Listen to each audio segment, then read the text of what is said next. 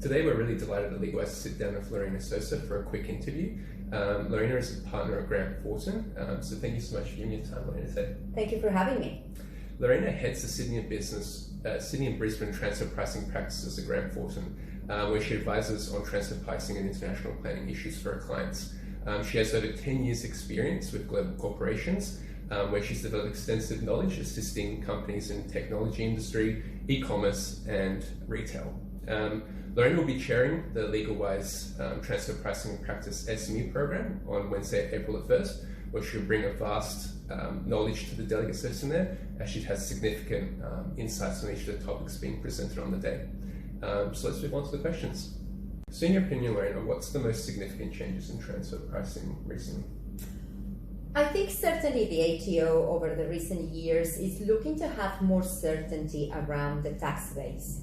Historically, Australia has been a self-assessment system, and the impact of having a self-assessment system is really that each taxpayer gets to interpret and decide what will be their transfer pricing position. And of course, as you can gather, that doesn't always go the ATO's way. So for a number of years, the ATO has taken the approach of auditing companies and reviewing companies to try to make sure that all of the taxpayers follow the rules and there's no tax base erosion. Probably you've been hearing on the papers and on the media tax base erosion quite often. So this is what tax base erosion means. And all of a sudden the ATO decided or realized that the investment in auditing or trying to catch those very few taxpayers that were not doing the right thing probably was coming at a big cost. And the ATO is looking more into moving into a more self-assurance regime. So what does this mean? It's not only self-assessment. The ATO is pushing the burden into the taxpayers to make sure that they second test their positions and make sure that none of those positions are risky. And the impact of that is obviously in a few years we hope to have a more healthy and sustainable tax base, and that's, I think, the biggest change that we are facing in Australia. Kind of when I think of transfer pricing, I always think of it as something that only sort of affects like larger corporations, sort of the big end of town. That's not necessarily the case. There seems to be a lot more of a focus on it for like the small and medium enterprises. Isn't that the case now? Yeah, you're right, but you're right in both comments that you make. So traditional transfer pricing was perceived, but was also something that only really big multinationals faced. And I think this is natural. Bigger multinationals tend to be the bigger taxpayers, or as the ATO calls it, the bigger end of town. But if you think about it, and I'm assuming that's the way the ATO looks at it now, 90% of the businesses in Australia are small and medium enterprises. And what does this mean is that these 90% of businesses generate almost 50% of the GDP of Australia. So really, small and medium enterprises are the engine of Australia. They're the core. And a lot of them, given the environment we are globally, need to be multinational. So you basically have 50% of your tax base driven by small medium enterprises and acting in a global environment. Then you can see how it's really important that transfer pricing, which is for the ATO not the number one issue, is looked at for small medium enterprises. So that's why we're seeing more and more small medium enterprises having to deal with complex transfer pricing issues that they didn't have in the past. That is just a function of how important this sector is in terms of the tax base. And as well, the other situation is that we would hope or expect that all of the issues that big multinationals were facing 10 years ago are the same issues that the SMEs are going to be facing. So considering then that it is something that SME advisors are going to have to be dealing with a lot more in the future, what do they really need to, I guess, watch out for about transfer pricing? What do they really need to know about it? So I think it's twofold. There's obviously attending seminars like this one, it's important because you do need to get an education. But the other thing is exposure.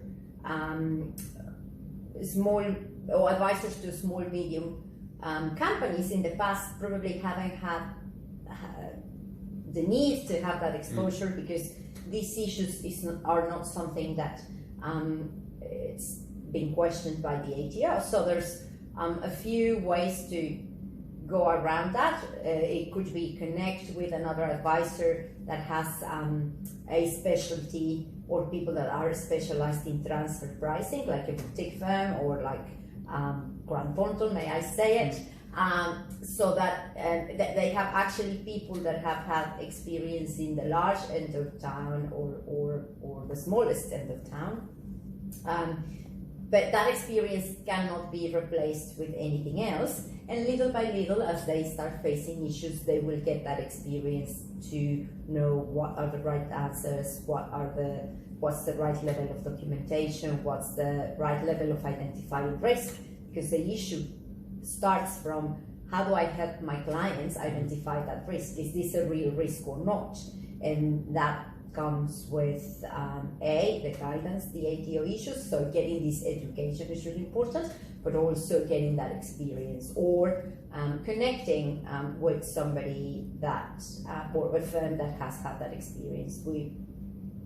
By way of example, we do have a program that is called Affinity, and that connects our specialties with advisors that don't have an internal expertise, or maybe they've never faced this issue, and they are allowed to ask us as many questions, because our goal is to make sure SMEs are looked after.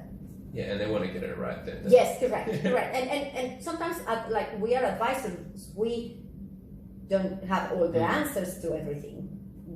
Advisors get also advisors, right? So it's just about how to identify the risk, how to manage that risk, and how we either learn it through time and with education, but also how we connect with other advisors that also have faced that issue before.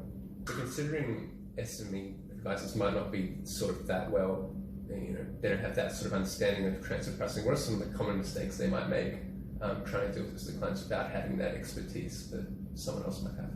So I guess the first one is identifying that there is an issue. We commonly see, not to their fault, but it's just not, they haven't experienced this environment.